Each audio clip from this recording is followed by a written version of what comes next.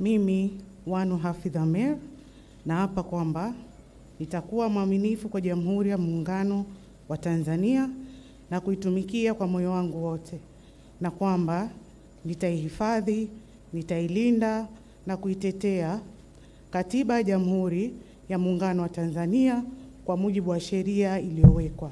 Ewe Mwenyezi Mungu nisaidie. Mimi Wanu Hafidh Ameir naapa kwamba nitaitumikia vema na kwa moyo thabiti Jamhuri ya Muungano wa Tanzania katika kazi zangu za Naibu Waziri wa Elimu, Sayansi na Teknolojia, na kwa wakati wote nitamshauri kwa hekima na uaminifu Rais wa Jamhuri ya Muungano wa Tanzania, na kwa vyovyote vile sitatoa siri za Baraza la Mawaziri. Ewe Mwenyezi Mungu nisaidie.